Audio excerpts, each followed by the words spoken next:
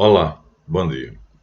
Às 6 horas da manhã estamos gravando mais um vídeo para a nossa série Vida Após a Morte.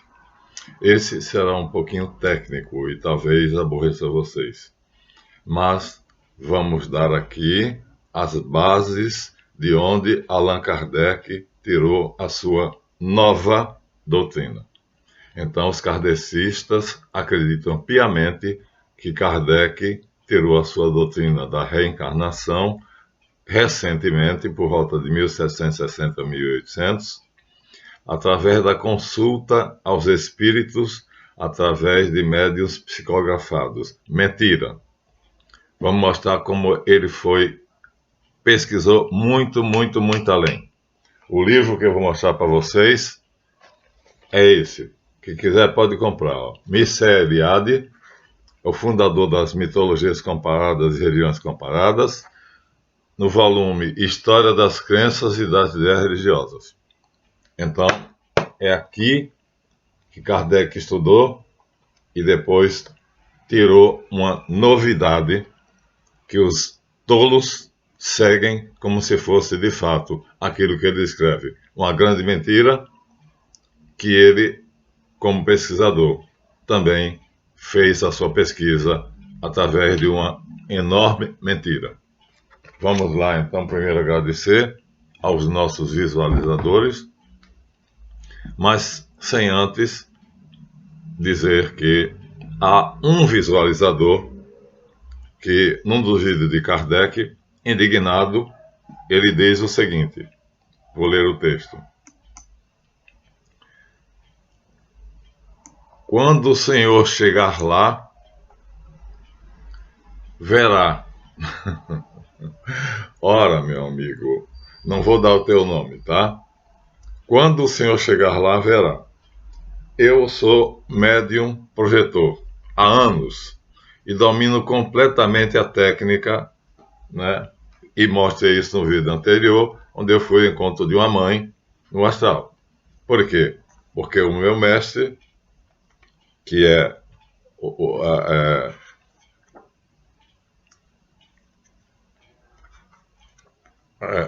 o nosso queridíssimo Totti, me ensinou como passar pelas brechas dimensionais ou pelos portais. E assim eu tenho uma facilidade imensa de chegar ao mundo astral, ao plano astral. Isso está amplamente dito no vídeo anterior a esse. Não vamos voltar ao assunto. Então, a passagem pelos portais é para mim uma brincadeira de criança. Então, eu fiz o caminho do médium e consigo, então, o corpo físico vai até o corpo astral.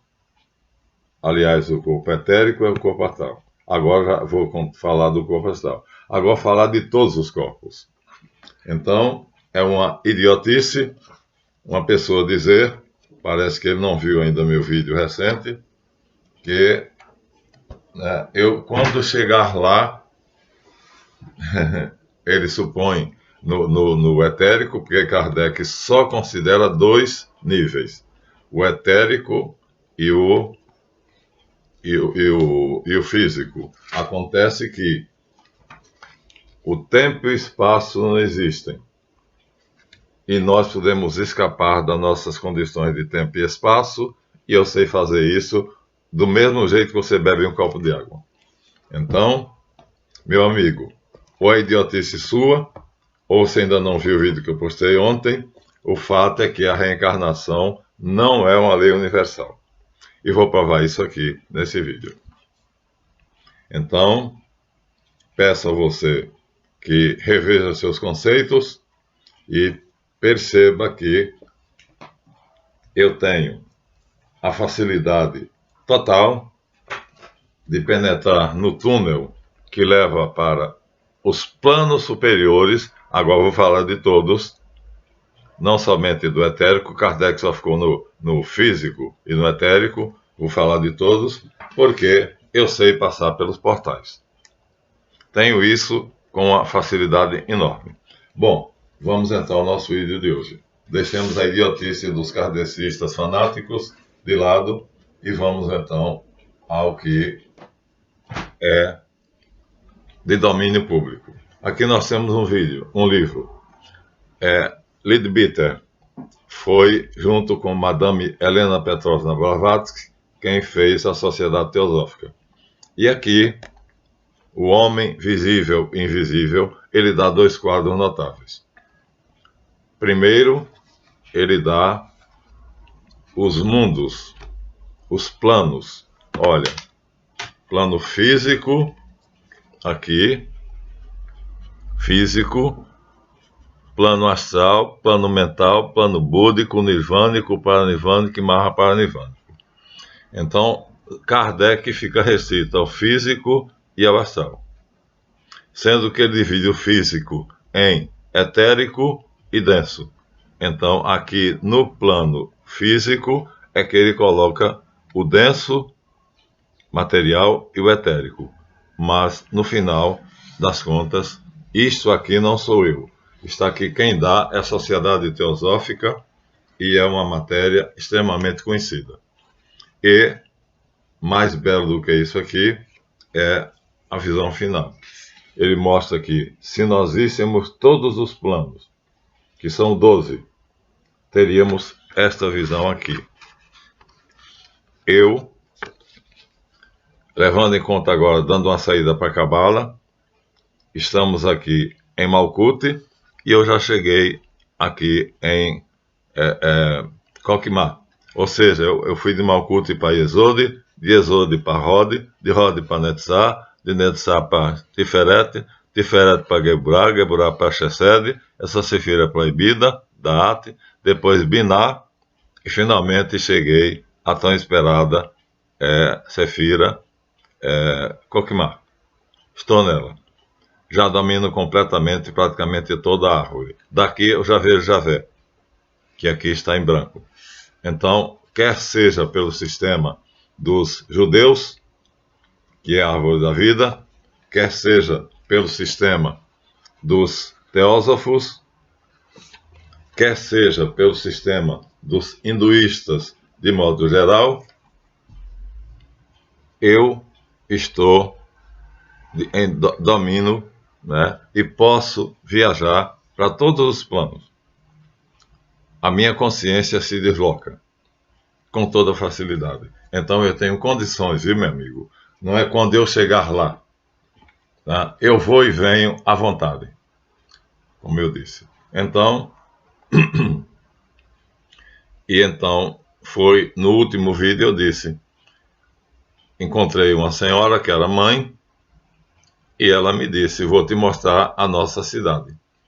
E mostrou-me uma cidade linda, que eu chamo a Cidade de Prata, e eu disse, cadê seu esposo? Ela disse, está lá aprendendo. Eu falei, aprendendo o quê? O necessário para subir para planos superiores. Olha só, ela não falou para descer, ela não disse para voltar, estar lá aprendendo a voltar do etérico para o físico. Ela não disse isso. Ela disse que ele estava aprendendo a subir. Portanto, não há volta, só há subida. Uma vez que nós deixamos o corpo, só existe uma direção, para cima. Isto, para mim, não é apenas uma afirmação de fé. É uma coisa que eu faço frequentemente. De qualquer maneira, vamos para a China. O mundo oriental tem 3 penínsulas famosas. O livro é grande, é a enciclopédia Delta La Russe. E aqui nós temos que tudo mostrar a vocês como é que Buda morreu. A maioria de vocês está habituada a ver uma estátua de Buda, uma imagem de Buda, gordinho, né, com a orelha grande. Olha como é que ele morreu, ó. Ele fez um jejum que, na verdade, foi um suicídio. Ele não comeu nada, nem bebeu, nem comeu. Sentado no tronco de uma árvore, até ficar assim, minha gente. Essa é a verdadeira imagem do Buda, não aquele Buda gordo, aquilo não existe. É mais uma mentira. Então, isso aqui é Buda descrito por Ananda, o discípulo predileto dele. Deixa essa descrição. Foi assim que ele morreu. suicidou-se. Bom, mas voltemos às penínsulas. Então eu dizia, há 3 penínsulas. Península quer dizer pedaço de terra que se projeta do continente para dentro do mar. Então, a primeira península, a maior delas, é a Península Chinesa. Então, aqui nós temos a China, está aqui Tibete aqui, e China aqui, bem no cantinho, ó. China e aqui Tibete. Então isso aqui vai para lá o tempo todo. E aqui é a Índia. Mas tudo começa na China. Vamos ver se eu consigo um mapa exclusivamente da China. Vamos ver se eu consigo. Aqui tem um mapa exclusivamente chinês. Seria interessante, porque vocês veriam, né, como é que a doutrina do Kardec começa na China. Aqui está. Então, minha gente, olha só. Kardec estudou e ele tinha tudo para dizer a verdade, mas ele mentiu. Aqui está a China não continental. Ou seja, essa porção de ilhotas, tem um monte de ilhas aqui, essas ilhas todas são a China não continental. E a China continental é exatamente esta que eu mostrei a vocês, que é vizinha da Índia. E aí por isso que é da Índia que Kardec vai tirar a sua doutrina da reencarnação. Mas não é na Índia que começa, é na China, ó. Está aqui escrito, ó. China, Tibete, Índia. Essa península é índica, essa é arábica. Então, a doutrina da reencarnação começa aqui na China, depois ela passa para a Índia, depois ela passa para os árabes, que vão rejeitá-la, né? Os árabes vão aceitar o islamismo, e antes do islamismo eles são idólatras. Mas a peste da reencarnação se espalha de tal maneira que nós vamos hoje dizer a vocês como é que Kardec mentiu, como é que ele foi, vamos dizer assim, desonesto, ao invés de dizer a história toda que começou aqui. Mas é na Índia que se faz a melhor síntese da reencarnação. Os árabes não aceitaram, mas até a terra de Jesus Cristo aceitou. Ou seja, até mesmo a Palestina aceitou. Então, e aqui no Brasil. Mas o segundo congresso de Espírita, né, em Liège, na França, e o 5º congresso Espírita em Madrid, na Espanha, que chegaram à conclusão, eu tenho os dois, que cada país pode professar a fé na reencarnação ou não, e se chamar espírita, e dizer que é espírita. O importante é o seguinte, meus amigos, ó, aqui nós temos um portal. Eu passo por esse portal à vontade, e já disse a vocês, e posso ir aonde eu quiser. Aonde eu quiser. Hoje eu vou para a árvore toda. Eu viajo pela árvore da vida. Então, para mim, é brincadeira. Vou mostrar a vocês e vou descrever, para provar que eu sei, que eu conheço. Vou descrever agora os vários planos, um por um. Mas aqui ainda vamos perder um tempinho. Porque eu vou dizer a vocês que Kardec conhecia isso, mas ele só ficou restrito ao físico. E dividiu o físico em material e etérico. Pronto. Olha quanta coisa ele deixou de fora para manter vocês na ignorância, cegos. E se um cego guia outro cego, ambos cairão no abismo. Eu não farei isso.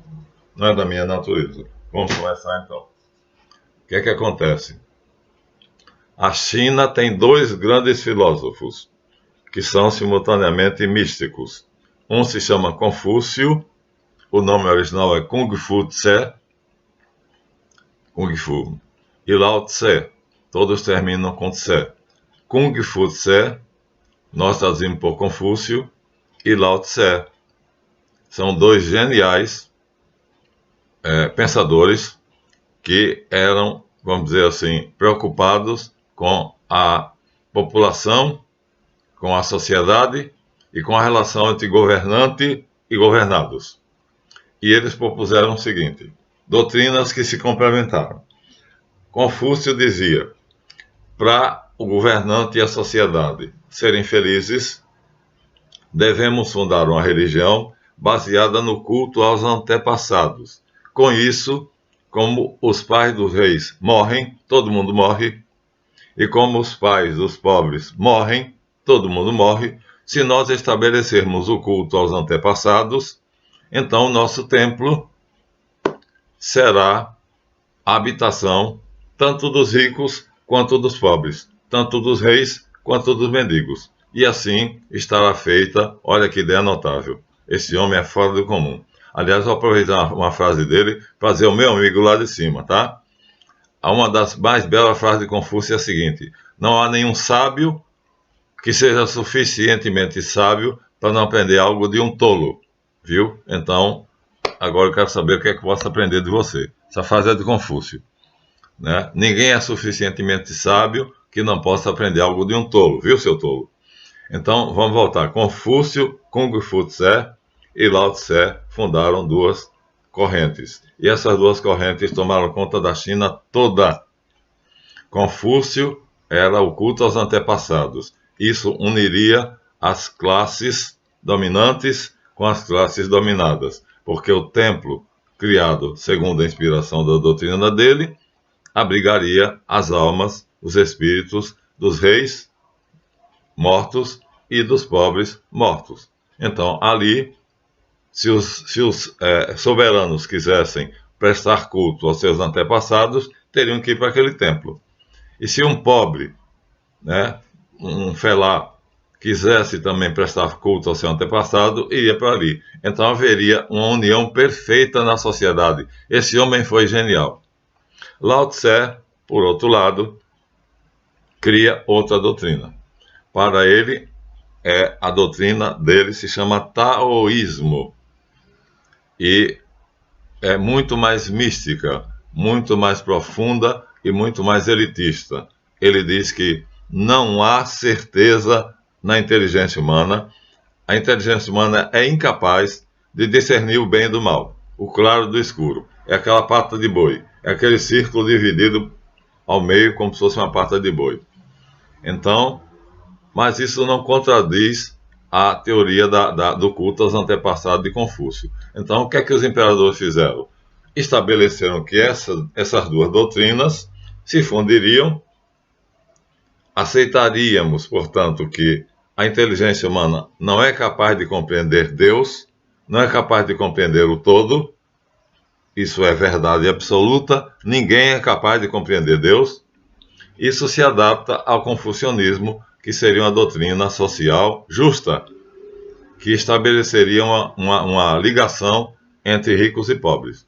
Essa doutrina teve ampla aceitação e o culto aos antepassados foi acompanhado durante mais de 300 anos como um meio ideal de libertação da sociedade. Ou seja, de uma sociedade onde não havia opressores nem oprimidos.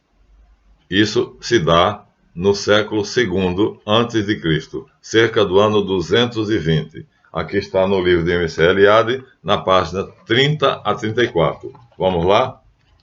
Página 30 a 34.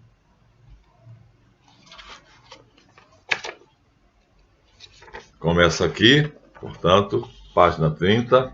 O título é Polaridade, Alternância e Reintegração. Está aqui, começa aqui a descrição. China. E vai aqui na página 31, continuando. É muita coisa, eu não vou ler. 32, 33, 34. E aqui no 34 nós temos, vocês podem ver, Confúcio e o poder dos ritos. Pronto. Aqui está a grande doutrina que, se fosse hoje posta em prática, uniria ricos e pobres. Mas durou só 300 anos.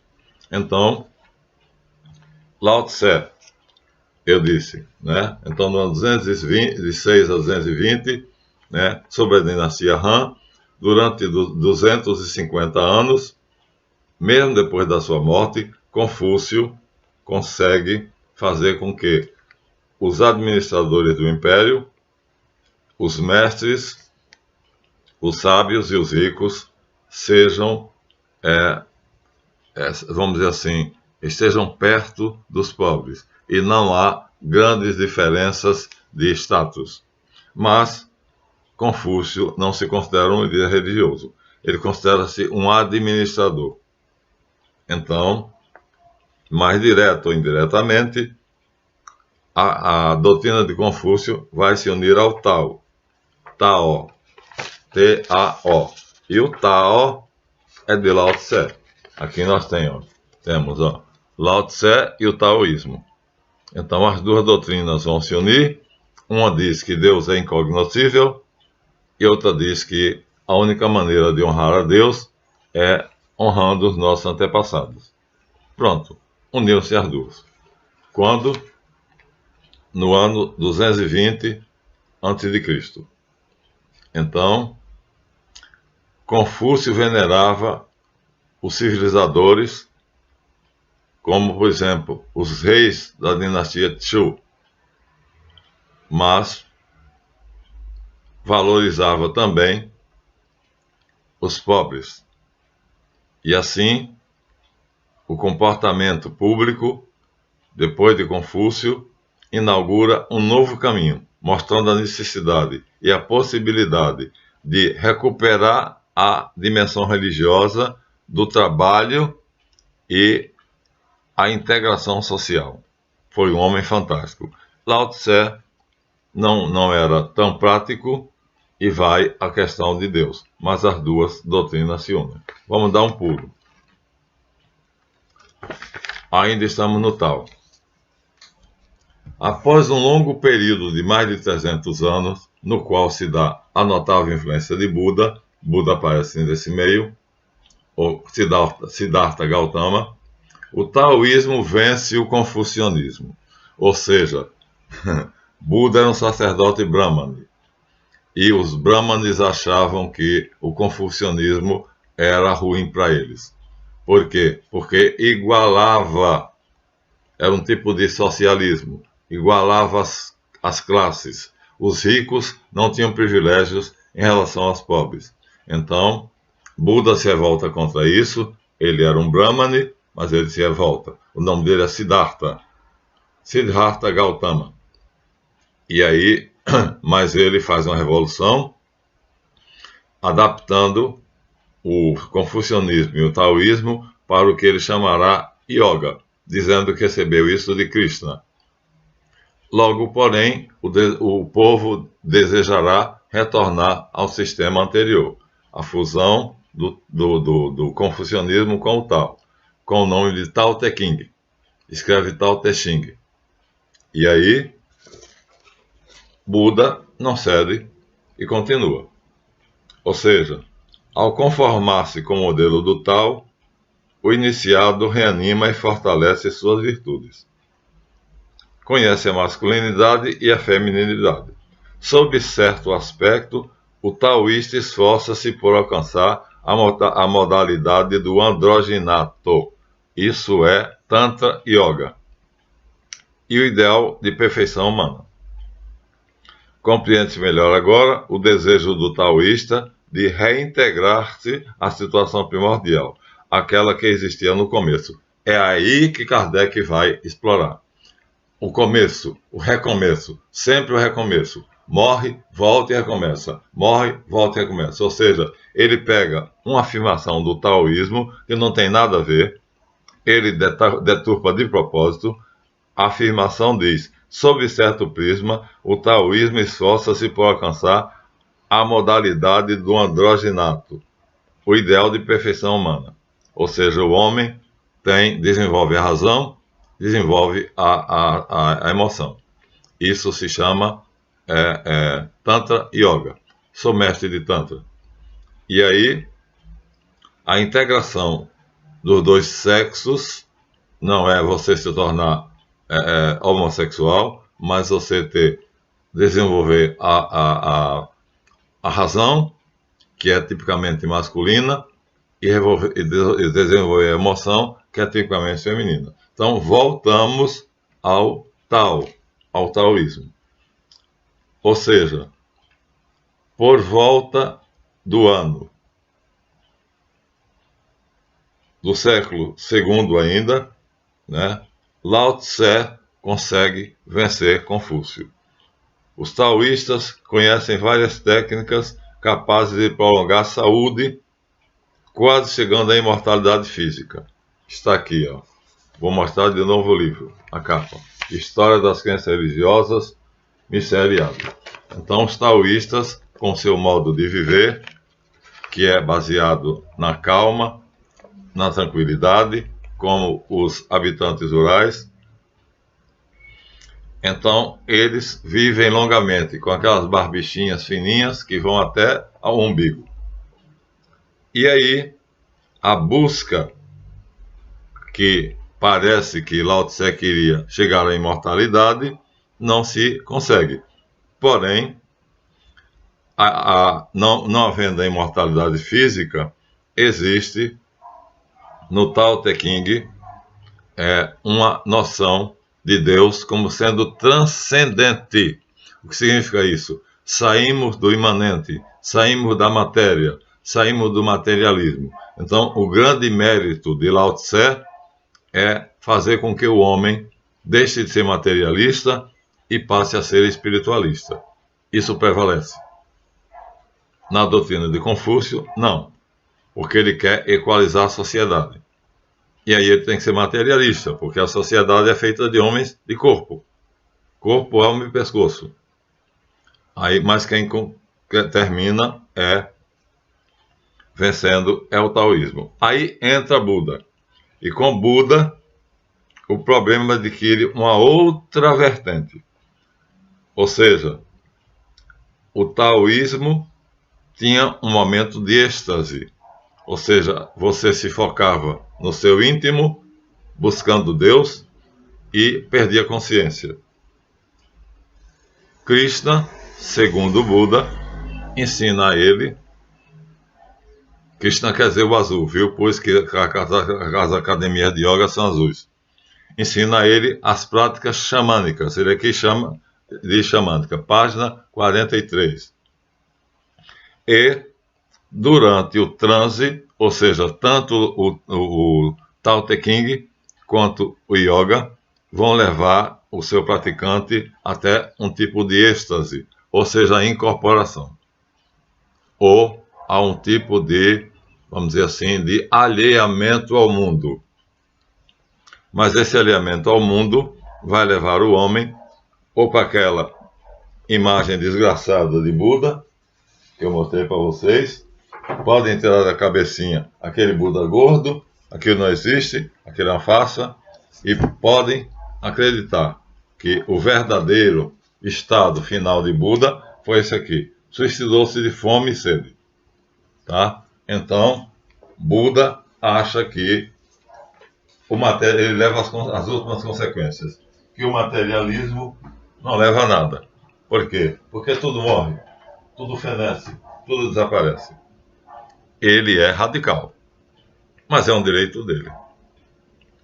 O fato é que a yoga de Buda, segundo ele recebida de Krishna, que quer dizer o azul, se impõe.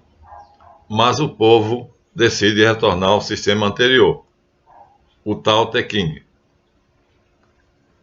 Nessa época, surge um líder que se proclamou o Messias. Está aqui na página 55 e 56. Deixa eu dar um pulo. Página 55, 56. 55 e 56. Então estamos aqui. página 55 e 56 do livro. O que é que surge? Surge um líder que se diz o Messias. Quando a religião taoísta foi fundada por volta do final do século II a.C., por Chang Tao-ling. Então, o fundador da religião taoísta, porque Lao Tse não pretendia fundar uma religião, Confúcio não pretendia fundar uma religião, ambos queriam apenas filosofar. Terminou que a filosofia deles se tornou uma religião. Então, agora não. Agora nós temos no século II a.C., um homem chamado Chang Tao-ling, que consegue uma vitalidade incrível.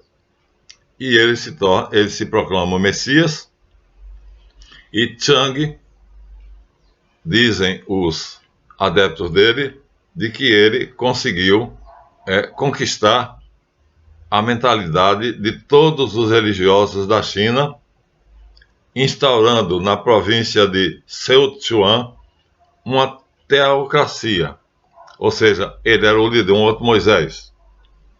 Ele consegue fazer um sistema onde ele é mais importante do que o rei. Portanto, ele é absolutamente materialista, é ambicioso e oportunista.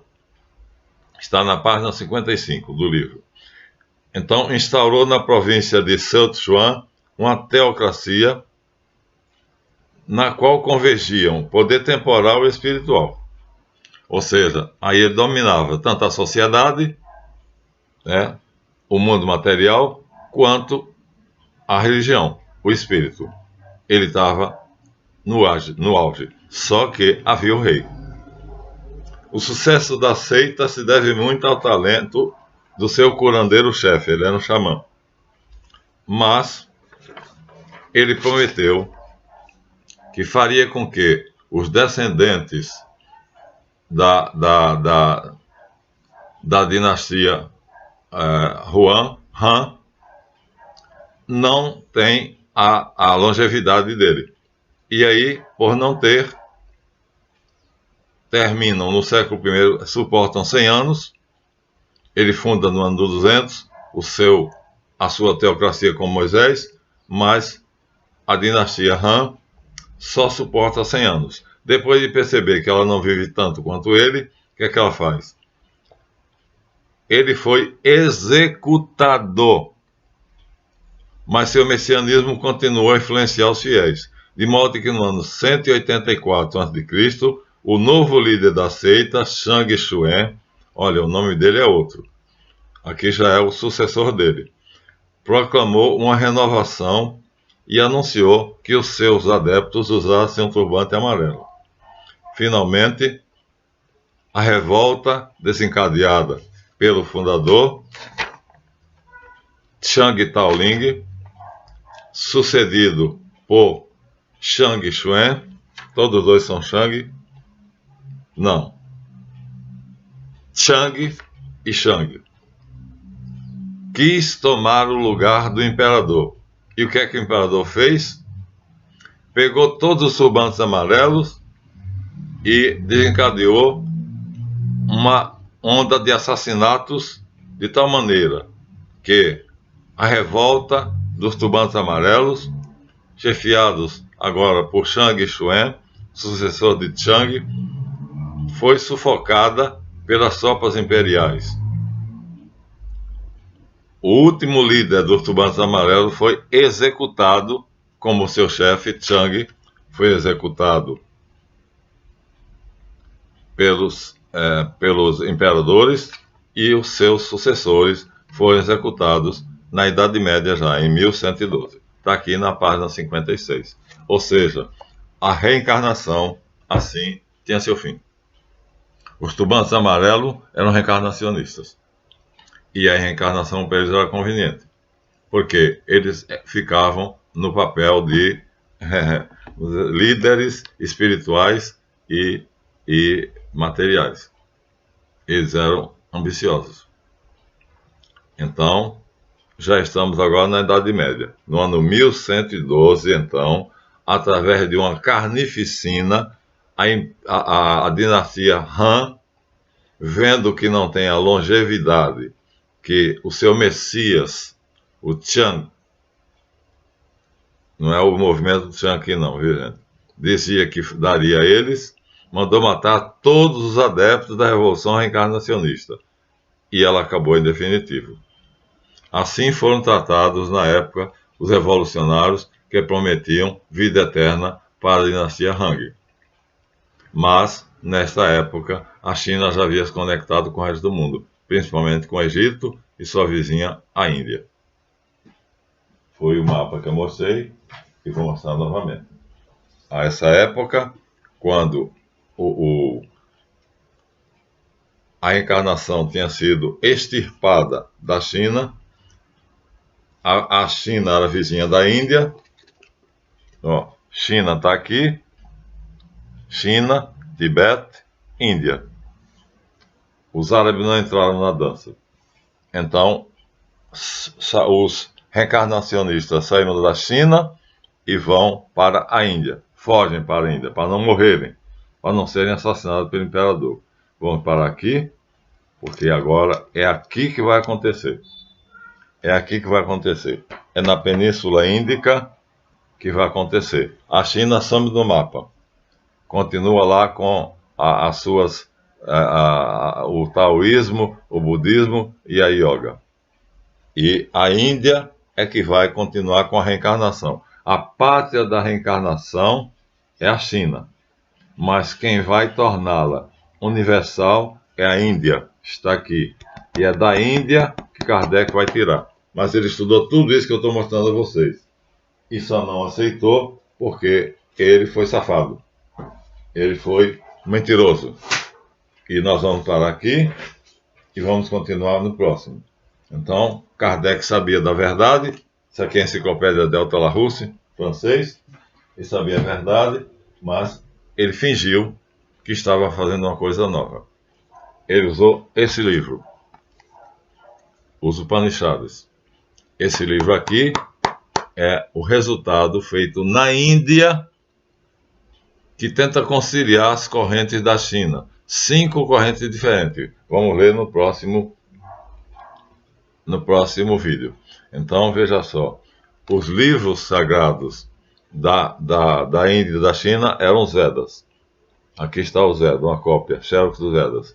Os Vedas chegaram a ser tão difíceis que os Brahmanes não entenderam. Então, depois de toda aquela matança, depois da reencarnação, depois de tudo aquilo, houve um concílio. Esse concílio era para poder evitar o assassinato e a mortandade, mas já foi na Índia. E é aí que Kardec vai beber a sua doutrina original. Originalíssima. Né? 220 anos antes de Jesus Cristo. Kardec é do ano 1760 depois de Cristo. E ele vai fingir que ele, consultando os espíritos coisa nenhuma, né? Na verdade, ele está com o livro na mão, ó. História das crenças religiosas. Ele estuda tudo isso e ele percebe o seguinte, que ele vai ter a mesma fama dos Brahmanes, que está aqui nos Upanishads.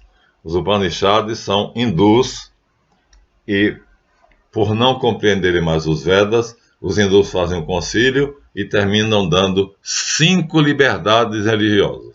Você pode crer em 5 doutrinas diferentes que o imperador não vai matar vocês. Então, com essas 5 liberdades, que está aqui nos Upanishads, Kardec vai usar este livro, vai desprezar e fingir que não conhece. Esse aqui ninguém entende, viu? Isso aqui ninguém entende. Isso aqui é uma linguagem completamente fora da nossa compreensão. Mas Kardec vai usar esse aqui, que é uma síntese feita na Índia para poder impedir que os reencarnacionistas sejam assassinados pelo imperador. Vamos entrar nesse assunto no próximo vídeo, que vai ser Brahmanismo e Hinduísmo. Ou seja, agora estamos na Índia. Na página 57. Pronto. Então a China saiu da cena e a sua vizinha, a Índia, é agora que vai ser o cenário onde Kardec vai se abeberar, só que ele vai ser canalha, porque ele vai lendo isso aqui, sabendo tudo isso que eu estou dizendo a vocês, ele vai fingir que não sabe e vai consultar os espíritos. Na verdade, ele se contradiz, porque ele diz, mesmo que os espíritos dissessem que a reencarnação não existe, eu optaria por ela, porque ela mostra a justiça divina. Deus não é só justiça, Deus é perdão. Então, acabamos aqui. Tivemos um vídeo longo de 40 minutos, mas não tinha como não ser, tá? Então, o próximo tentaremos ficar nos 35. Esse aqui não deu para ficar. Então, até o próximo, onde nós vamos chegar até o ponto em que os Upanishads se impõem e vai dar ao povo liberdade religiosa, praticamente. Porque vai dar a possibilidade de você perfilar 5 diferentes doutrinas. Uma delas é reencarnação kardecista. Paramos aqui. Até o próximo.